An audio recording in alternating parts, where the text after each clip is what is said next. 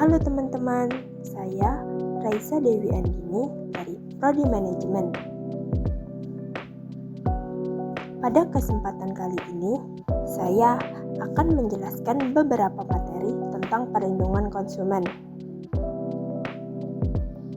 Semoga materi ini dapat menambah pemahaman teman-teman mengenai perlindungan konsumen ya. Baik, kita langsung lanjut aja ke pembahasan.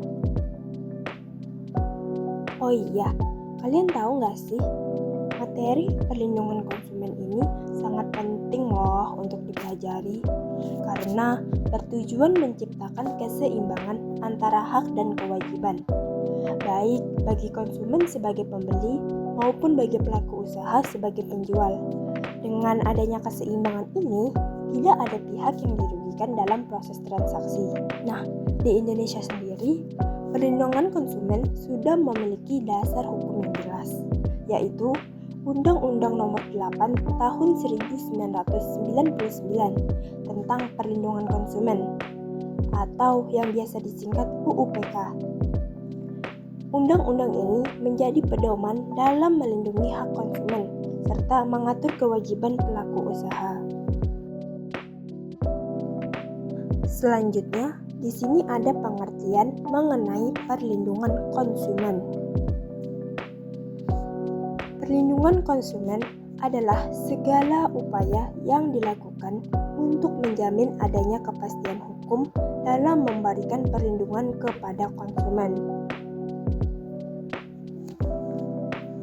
Namun, perlindungan ini bukan bertujuan untuk mematikan atau merugikan bisnis pelaku usaha, melainkan untuk menciptakan iklim usaha yang sehat dan jujur, sehingga konsumen dan pelaku usaha sama-sama mendapatkan keuntungan.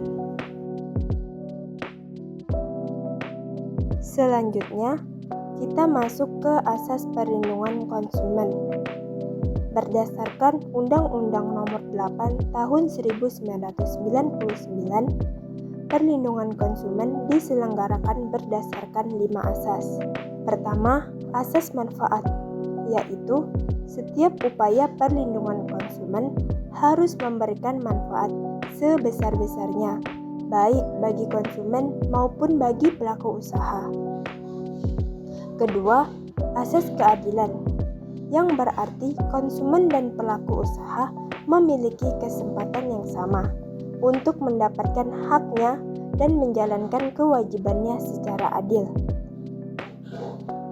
Ketiga, asas keseimbangan, yaitu adanya keseimbangan kepentingan antara konsumen, pelaku usaha, dan pemerintah agar tidak saling merugikan. Keempat, asas keamanan dan keselamatan konsumen, yang memberikan jaminan bahwa barang dan jasa yang digunakan aman serta tidak membahayakan konsumen. Dan yang terakhir, asas kepastian hukum, yaitu adanya kepatuhan terhadap hukum, sehingga perlindungan konsumen dapat dilaksanakan secara adil dan jelas. Setelah tadi kita membahas pengertian perlindungan konsumen dan asas, selanjutnya kita masuk ke tujuan perlindungan konsumen. Yang pertama, meningkatkan kesadaran, kemampuan, dan kemandirian konsumen agar mampu melindungi diri dalam menggunakan barang atau jasa. Kedua, mengangkat harkat dan martabat konsumen dengan menghindarkannya dari dampak negatif pemakaian barang atau jasa. Ketiga, meningkatkan pemberdayaan konsumen dalam memilih, menentukan, serta menuntut hak-haknya sebagai konsumen. Keempat, menciptakan sistem perlindungan konsumen yang menjamin kepastian hukum, keterbukaan informasi, serta kemudahan akses informasi. Kelima, menumbuhkan kesadaran pelaku usaha akan pentingnya perlindungan konsumen, sehingga terciptanya sikap jujur dan bertanggung jawab dalam berusaha. Terakhir, meningkatkan kualitas barang dan jasa yang menjamin keberlangsungan usaha serta kesehatan, kenyamanan, keamanan, dan keselamatan konsumen. Dengan adanya tujuan-tujuan tersebut, perlindungan konsumen diharapkan dapat menciptakan hubungan yang seimbang antara konsumen dan pelaku usaha. Selanjutnya, kita akan membahas ruang lingkup perlindungan konsumen. Ruang lingkup perlindungan konsumen mencakup perlindungan sebelum transaksi dan setelah transaksi. Sebelum transaksi, perlindungan diberikan untuk memastikan barang atau jasa yang beredar aman dan layak digunakan. Hal ini dilakukan melalui pengawasan oleh lembaga berwenang seperti BPOM, pencantuman label halal, serta penyediaan informasi produk yang jelas dan benar. Setelah transaksi, perlindungan diberikan dalam bentuk penyelesaian sengketa apabila barang atau jasa yang diterima tidak sesuai dengan perjanjian atau mengandung klausula yang tidak adil, misalnya pada layanan transportasi online. Dengan demikian, perlindungan konsumen tidak hanya berlaku pada saat pembelian, tetapi juga sebelum dan setelah transaksi dilakukan.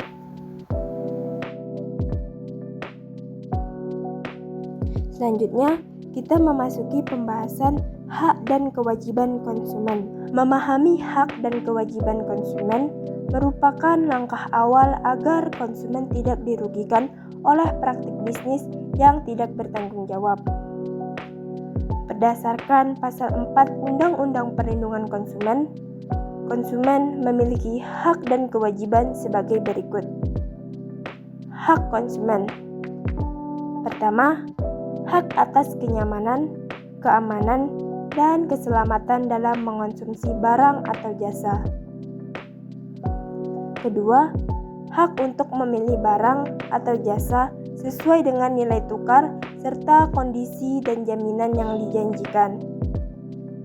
Ketiga, hak atas informasi yang benar, jelas, dan jujur mengenai kondisi serta jaminan barang atau jasa. Keempat, hak untuk didengar pendapat dan keluhan atas barang atau jasa yang digunakan. Kelima, hak untuk mendapatkan advokasi perlindungan serta upaya penyelesaian sengketa secara patut.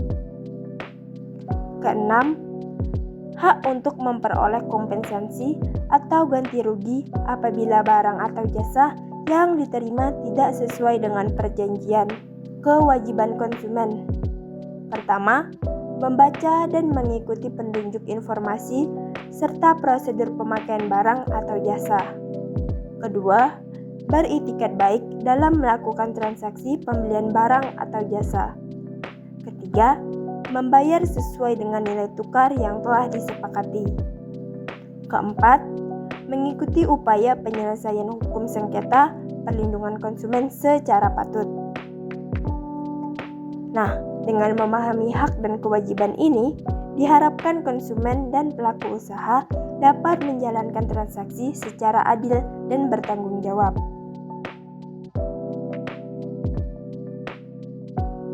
Selanjutnya, kita akan membahas kewajiban dan larangan bagi pelaku usaha. Kewajiban utama pelaku usaha. Pertama, pelaku usaha wajib memberikan informasi yang benar, jelas, dan tidak menyesatkan kepada konsumen, baik mengenai harga, kualitas, maupun manfaat barang atau jasa. Yang kedua, pelaku usaha wajib memperlakukan konsumen secara benar, jujur, serta tidak diskriminatif dalam memberikan pelayanan. Ketiga, pelaku usaha wajib menjamin mutu barang atau jasa sesuai dengan standar mutu yang berlaku, seperti Standar Nasional Indonesia atau yang biasa kita sebut SNI. Selain kewajiban, pelaku usaha juga memiliki larangan. Pertama, pelaku usaha dilarang memproduksi atau memperdagangkan barang yang tidak memenuhi standar yang telah ditetapkan. Kedua, pelaku usaha dilarang memberikan informasi palsu atau menyesatkan, misalnya terkait diskon, harga, atau kualitas barang dan jasa. Dan yang ketiga, pelaku usaha dilarang mencantumkan klausula baku yang merugikan konsumen, yaitu aturan sepihak dalam perjanjian, seperti pernyataan barang yang sudah dibeli tidak dapat dikembalikan.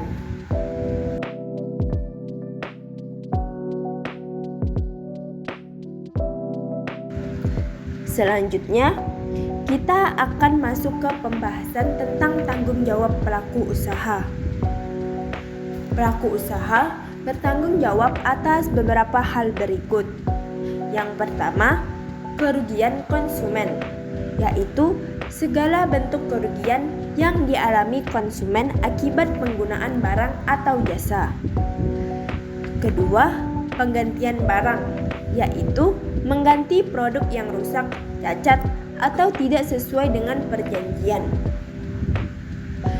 Ketiga, pengembalian uang, yaitu mengembalikan pembayaran konsumen apabila produk tidak dapat digunakan atau tidak sesuai. Keempat, pemberian kompensasi, yaitu ganti rugi tambahan atas ketidaknyamanan atau kerugian yang dialami konsumen. Dan yang kelima, biaya perawatan atau pengobatan, yaitu menanggung biaya apabila produk menyebabkan gangguan kesehatan atau keselamatan bagi konsumen.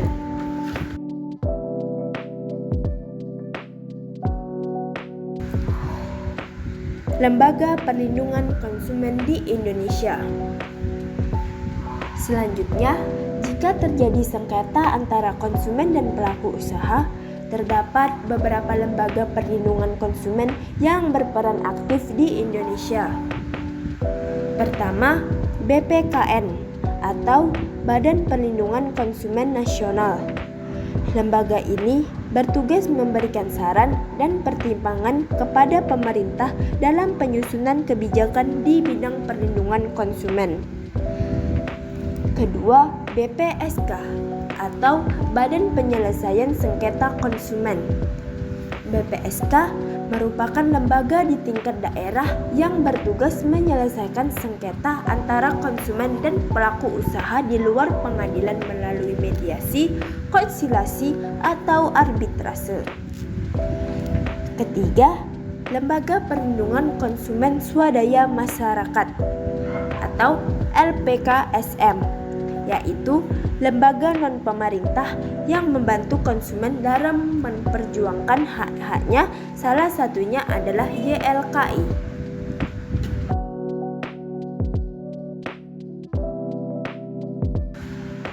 Selanjutnya, kita akan membahas cara penyelesaian pelanggaran dalam perlindungan konsumen. Nah, jika konsumen merasa dirugikan karena kualitas barang atau jasa yang tidak sesuai dengan standar, terdapat dua langkah yang dapat dilakukan. Yang pertama, komplain langsung, yaitu dengan menghubungi layanan pelanggan atau customer service dari pelaku usaha untuk meminta penjelasan, perbaikan, ataupun penggantian. Dan yang kedua, gugatan hukum, yaitu dengan mengajukan penyelesaian sengketa melalui Badan Penyelesaian Sengketa Konsumen atau BPSK, atau juga bisa melalui pengadilan negeri setempat.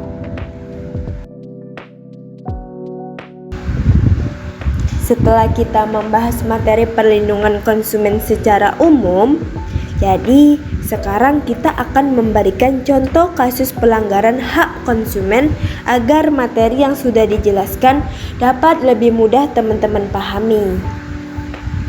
Contoh kasusnya, seorang konsumen bernama Andi membeli sebuah ponsel baru melalui toko online. Pada deskripsi produk, tertulis bahwa ponsel tersebut merupakan barang baru, bergaransi resmi, dan memiliki kapasitas memori 128 GB. Namun, setelah barang diterima, Andi menemukan beberapa permasalahan seperti ponsel tersebut ternyata pernah digunakan atau bukan barang baru. Kapasitas memori yang diterima hanya 64 GB dan tidak sesuai dengan informasi pada deskripsi produk. Dan selanjutnya, ponsel tersebut tidak disertai kartu garansi resmi.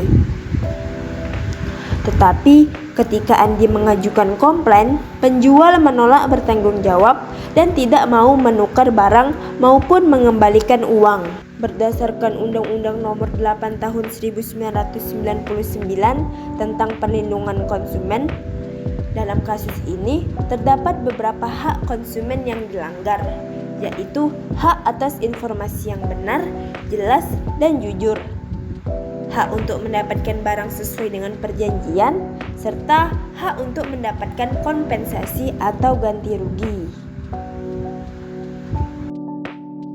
Tapi tenang saja teman-teman, kasus tersebut dapat diselesaikan melalui beberapa cara loh. Yang pertama, penyelesaian secara langsung atau negosiasi dengan menghubungi penjual dan menyertakan bukti pendukung. Kedua, melalui platform marketplace dengan mengajukan komplain resmi dan memanfaatkan fitur perlindungan pembeli. Ketiga, melapor ke lembaga perlindungan konsumen seperti BPSK atau YLKI. Dan yang terakhir, konsumen juga dapat menempuh jalur hukum melalui pengadilan untuk menuntut ganti rugi sesuai dengan kerugian yang dialami. Berikut gambar yang ditampilkan pada slide ini merupakan gambaran dari contoh kasus pelanggaran hak konsumen yang telah kita bahas sebelumnya, yaitu terkait pembelian ponsel secara online yang tidak sesuai dengan deskripsi.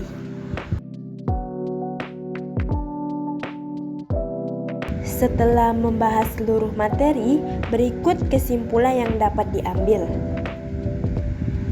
Perlindungan konsumen merupakan upaya untuk menjamin keamanan, kenyamanan, dan keadilan bagi konsumen dalam menggunakan barang dan jasa sebagaimana diatur dalam Undang-Undang Nomor 8 Tahun 1999 tentang Perlindungan Konsumen.